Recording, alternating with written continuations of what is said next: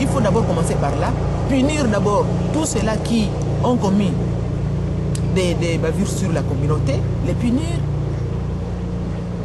mais pas les protéger en les mettant, en les donnant des grades supérieurs dans l'armée ou dans le gouvernement. Mais il faut les punir. Commencer par là. La justice au Congo fonctionne? Je dirais que il y a dysfonctionnement de cette justice. Parce que vous allez voir que on essaie un peu de juger les bas peuples. Mais pour les grands poissons là, on ne dit rien.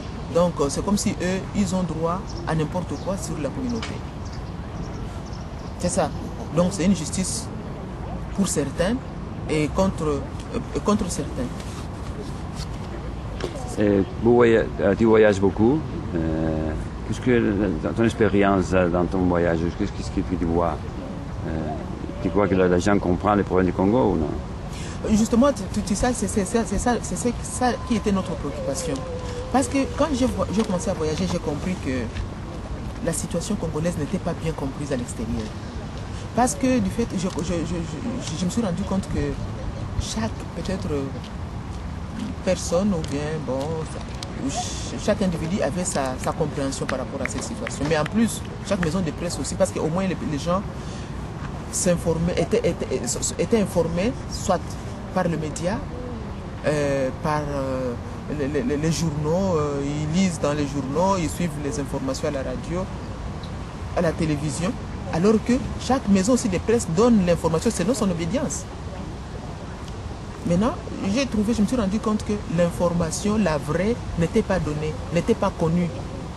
Mais au moins, l'ouverture que nous avons d'aller chaque fois échanger, partager, témoigner, donner l'information, c'est une bonne chose parce que ça, au moins nous venons du terrain, nous vivons la situation et nous la transmettons telle que nous la vivons.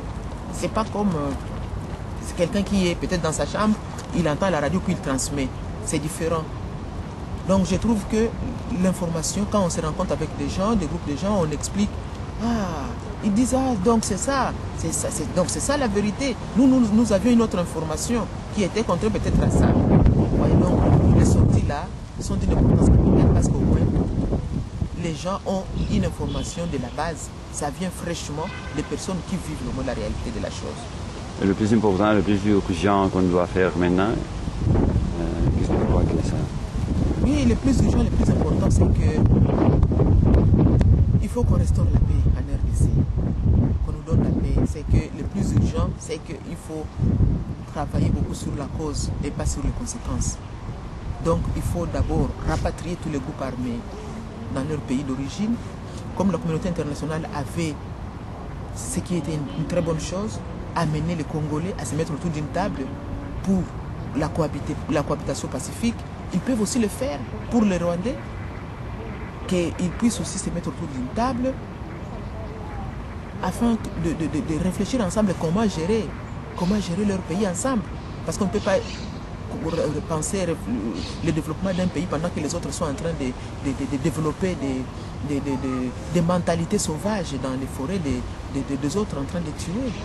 Il faut qu'on les ramène chez eux, qu'ils se mettent ensemble, qu'ils réfléchissent ensemble comment ils doivent cohabiter, comment ils doivent évoluer ensemble, comment ils doivent développer leur pays ensemble. Et à ce moment-là, nous aussi, nous serons libres. Et là, on va maintenant s'occuper de nos questions internes. Parce qu'on ne doit pas prendre ces questions internes qui ont surgi à cause de ces conflits économiques qu'on nous a créés pour commencer à les brandir maintenant devant pour dire non, il y a les militaires congolais qui font ceci, il y a qui font cela. Non, ça ce sont des échappatoires, ce sont les conséquences de tout ce que nous avons. Il faut travailler d'abord la cause.